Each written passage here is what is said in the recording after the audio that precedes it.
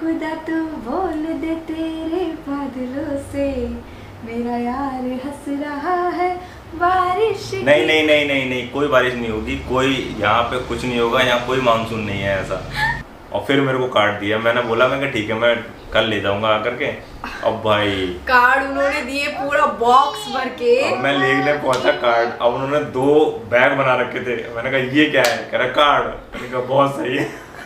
अब मैंने कहा मैं लेके कैसे जाऊंगा इनको। अब आती है ऑफिस से आके काम करने की बारी, तो फटाफट से खाने वाली दीदी को बुलाया अपने साथ में हेल्प के लिए। हमारी आंटी जो थी, आंटी एक्चुअली ना, आंटी जो थी हमारी, आंटी को बोला मैंने आंटी ये रहे कार्ड और ये रहा बक्सा, ये सारे खोलने हैं और सारे पैक करके रखने हैं ऐसा करके, ठीक है ना। मेरी कार्ड, मेरी दीदी के कार्ड, सूटकेस में 500 कार्ड थे मेरे पास, और वो पूरा सूटकेस मेरा सिर्फ उसी चीज से था।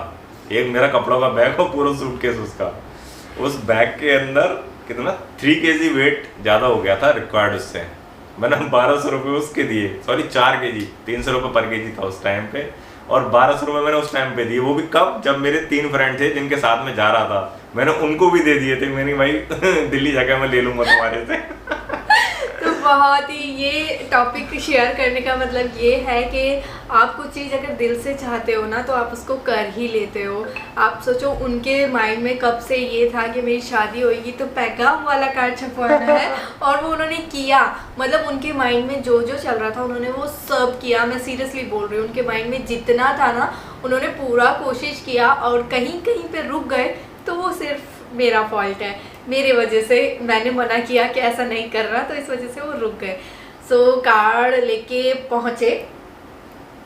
अब लड़का तो पहुँच गया है ना अपना तैयारी करके, और यहाँ पे हो गई है लड़की की तबीयत खराब। लड़की की क्या तबीयत खराब हो गई है, आपने लिप्स वाला तो देख ही लिया है कि क्या क्या प्रॉब्लम्स थी उसमें। बट अभी हो गया था पीलिया एंड डेंगू, है ना, दोनों एक साथ मेरे को हो गया। और वो इतना ज़्यादा उस टाइम पे मतलब वायरल फैला हुआ था, बहुत ज़्यादा था। तो वो मुझे इतना ज़्यादा हो गया कि मुझे एडमिट करना पड़ गया दीदी के घर पे। सो कोटद्वार में मैं एडमिट थी। और ये इनके यहाँ क्या मतलब सभी जगह होता है कि पहला कार्ड भगवान जी को और फिर कहीं बांटा जाता है। सो इन्होंने क्या किया, उस कार्ड को लेके ये, हाँ मेरे पास उस कार्ड को लेके इनको इतना मना किया कि आपको नहीं आना है, ऐसा नहीं होता है।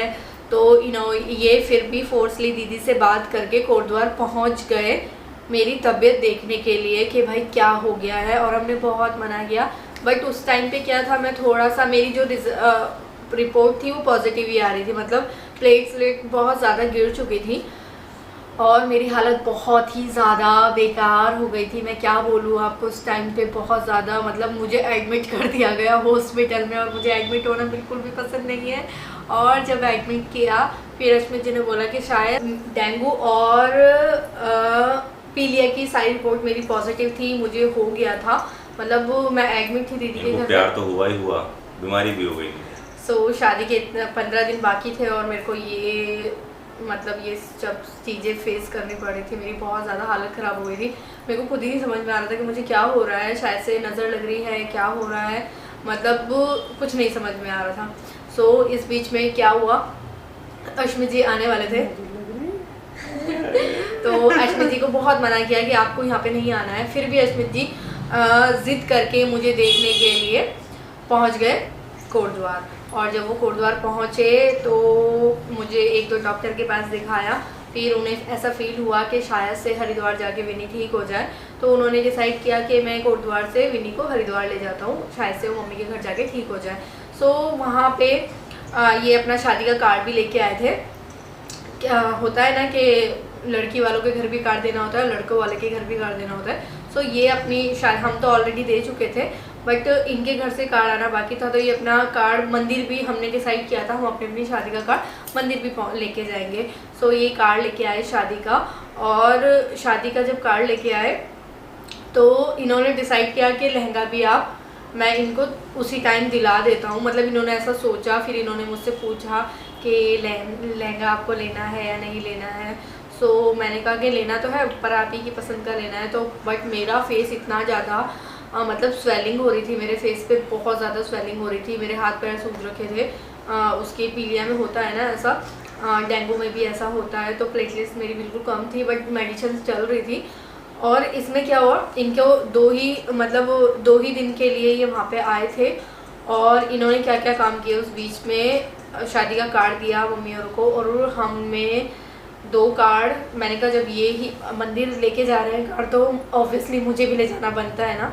तो मैंने अपना शादी का कार्ड मनसा देवी चढ़ा के आए, और इनका शादी का कार्ड चंडी देवी चढ़ाया।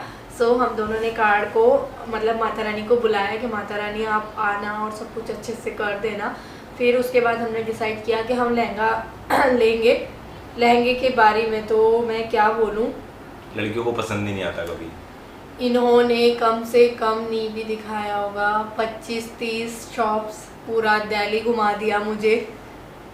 पूरा चांदनी चौक घुमा दिया मैंने इनको, पूरा ना पूरी मार्केट वो वाली ना, एक शॉप, मतलब हमने पूरी छान मारी, बट मुझे लहंगा पसंद नहीं आया। नहीं एक आया था पसंद इनको ना, वो एक आया था वो शायद 1,48,000 रुपए का था।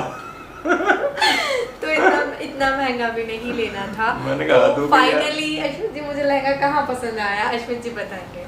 इनको वो कहते हैं ना, वो ऐसे कहते हैं ना कि बगल में छोरा, और वो कहते हैं और शहर ढंढोरा। दिल्ली घुमाए पसंद नहीं आया, ठीक है, हरिद्वार में देख लिया पसंद नहीं आया, पसंद कहाँ आया इनके घर की तरफ। सो ज्वालापुर में सबसे बड़ी शॉप है गंगा कलेक्शन के नाम से। सो उस शॉप में मुझे लहंगा पसंद आया, और जहाँ पे पिक इनको अलाउड ही नहीं कि वहाँ पे फोटो लेनी है, नहीं। हाँ, लहंगा मुझे ऐसी शॉप से पसंद आया जहाँ पे पिक क्लिक करना अलाउड नहीं था। आप अपना लहंगा ले लो, पेमेंट कर दो, उसके बाद आप कुछ भी करो, लहंगे के साथ फ़ोटो क्लिक करो, कुछ भी करो। सो डिसाइड करना बहुत ज़्यादा मुश्किल हो रखा था, और मेरी तबीयत इतनी ज़्यादा ख़राब थी, और उसमें मैं क्या बोलूँ ना, मैं आपको नहीं बता सकती कि अश्वित जी जो है ना, वो हर रोल प्ले कर सकते हैं मेरे लिए।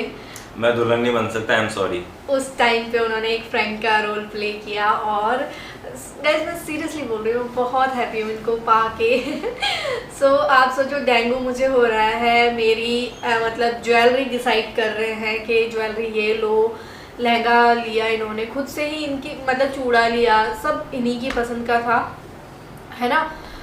कुछ हमने अकेले नहीं किया, दोनों ने साथ मिलके किया, और इस बीच मुझे कोई फ्रेंड की ज़रूरत भी नहीं पड़ी, है ना। मोस्टली क्या होता है, अपनी फ्रेंड की ज़रूरत पड़ती है, बट जब सब कुछ अश्वित जी ने कर दिया था तो मुझे और किसी चीज़ की ज़रूरत भी नहीं पड़ी। सो अश्वित जी ने लहंगा लिया, लहंगा लेके वो अपने घर चले गए, क्योंकि वो रस्म होती है ना, लगन वाली रस्म। तो लहंगा लेके फिर दीदी आई थी, और हमने दीदी को भी पसंद करवा दिया था, है ना। तो बहुत सारी जगह जाने के बाद वो लहंगा फिर पसंद आया हमें, हमने लिया वो लहंगा। और गाइस लहंगे का प्राइस जब लहंगे वाला वीडियो आएगा ना, उसमें बताएंगे ना। है लहंगे का वीडियो आपके पास? हाँ, अभी ख्वाब में रहते हैं सारे टाइम ना, अभी भी जैसे ख्वाब में उठ जाओ। अभी मेरे पास लहंगा नहीं है मेरा, बट करूँगी मैं उसका वीडियो शेयर आपके साथ ना। सो लहंगा हमने लिया, फिर आता है लगन की बारी। फिर लगन हुआ, लगन में मेरा लहंगा आया, दीदी वगैरह लेके आए, है ना। और फिर थी शादी, है ना। फिर थी हमारी शादी। नो, उस बीच में एक चीज़ और है। अब लहंगा भी ले लिया, ज्वेलरी भी ले ली, और चूड़ा भी डिसाइड हो गया है। अब हालत मतलब 2 दिन में ये सारे काम हमने किए, अब हालत इतनी ज़्यादा ख़राब हो चुकी थी ना, मैं आपको क्या ही बोलूँ कि मेरे स्वेलिंग और बढ़ गई और प्लेटलेट्स और कम हो गई। तो अभी क्या था, शादी की तैयारी थी, शादी के अभी शायद से 15 दिन या 10 दिन रह गए होंगे, भैया आ गए। तो भैया ने मुझे बकरी का दूध पिला के थोड़ा सही करने की कोशिश की, और जिसके पास मेरे जैसा भाई हो तो वो तो ऑब्वियसली ठीक हो ही जाएगा ना। तो भैया ने बहुत कोशिश करी मुझे ठीक करने के लिए, तो मैं ठीक हो गई थी। अब बारी आती है पार्लर की। तो यहाँ पे मैं पार्लर का भी आपको बता दूँ, मैं नहीं भी किए होंगे, मैंने 3 ब्राइडल तैयार कर दी हैं। सो अपने मतलब लाइफ में मैं चाहती थी कि मैं अपना मेकअप खुद से ही करूं, बट अश्वित जी का मन था कि मेकअप वो आप खुद से नहीं करोगे, पता नहीं, वो बहुत ज़्यादा डर रहे थे कि मतलब सारी ही चीज़ें इतनी महंगी ली है, पता नहीं मेकअप कैसा करेगी मैडम, बोलो। डर रहे थे ये ना, वो जैसे कहते हैं ना कि लेके तो मैं पनीर जा रहा हूँ और बना दें आलू ये। बहुत ज़्यादा अश्विन जी डर रखे थे। मैंने इनको बहुत बोला कि मुझे पार्लर नहीं कराना है, बट इन्होंने अपॉइंटमेंट खुद से ले लिया पार्लर का कि आपको पार्लर जाना ही जाना है। इनकी वजह से मैं पार्लर गई। इन्होंने वरना बोला था कि मैं कुछ भी नहीं करूँगा, मैं बिना सेविंग के आ जाऊँगा और मैं डर गई। फिर मैंने कहा चलो, फिर ये इन्होंने मेरा पार्लर का अपॉइंटमेंट खुद किया। कैसे किया मुझे नहीं पता, बट मुझे पार्लर बता दिया कि ये है ये है ये है। सारा इन्होंने ही अरेंज किया। मेरी मतलब मैंने अपने खुद से कुछ नहीं लिया, जो किया सब अश्विन जी ने किया, मेरा शादी का अरेंजमेंट। और उसके बाद फिर की तरफ फिर जब हम लहंगा लेने गए थे तभी हमने बैंड बाजा बारात भी किया था, बैंड वाला भी करवाया था। वो बैंड वाला मुझे मिलेगा ना कभी, मैं उसकी इतनी पिटाई करूंगी ना। घटिया बैंड था ना, सीरियसली। क्या नाम था? मिलन बैंड था। मिलन था क्या वो? मिलन नहीं था, कुछ और था वो। जो भी था, पर वो ना इतना घटिया बैंड वाला था। उसने हमें फोटोज, मतलब मुझे पहली बार मुझे ऐसा लगा था कि मैंने अपने 25-30 हज़ार रुपए खराब कर दिए। इतनी अच्छी उन्होंने फोटो दिखाई ना हमें कि ऐसा होगा वैसा होगा। और ऐसा लग रहा था कि वो शराबी लाके खड़े कर दिए। पता नहीं वो कौन से बैंड बाजा लेके आए थे, पता नहीं। इतना मतलब इन्वेस्ट करने के बाद भी ये हाल है। और यहाँ पे मैं एक चीज़ और बोलना चाहूँगी आपको कि अगर आपका शादी का कुछ हो रहा है ना, तो आप खुद से जांच परख के किसी बड़े को ले जाके तभी ही सारे डिसीजन लेना, है ना।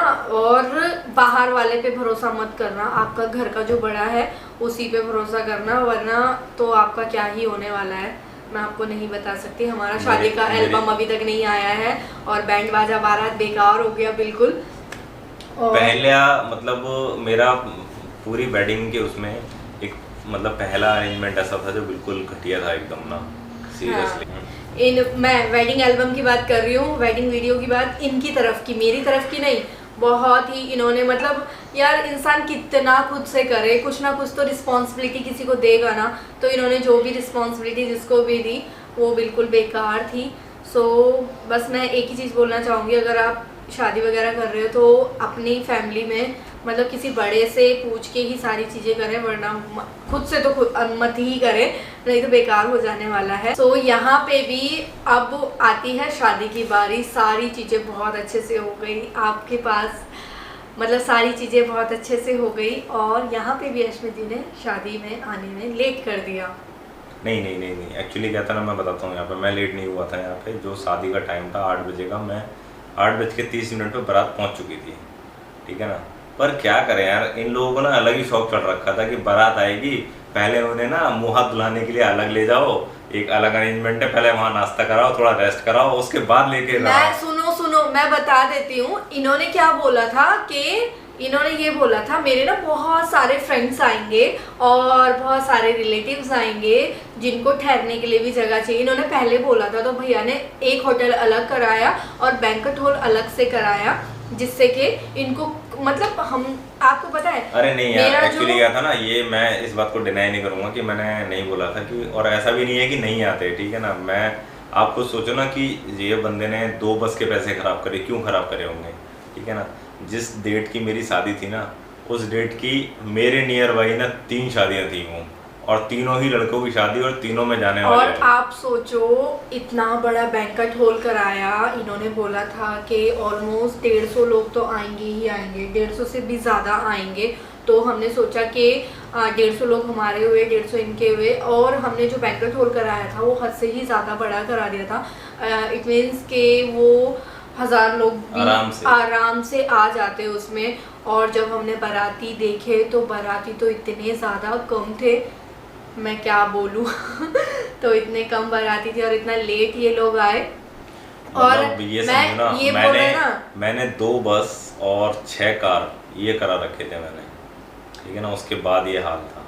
आप सोचो, ये बोल रहे थे ना मुँह हाथ धुलाने के लिए। आपको पता है मेरे भैया ने मेरी शादी के लिए अपना पूरा जी जान लगा दिया।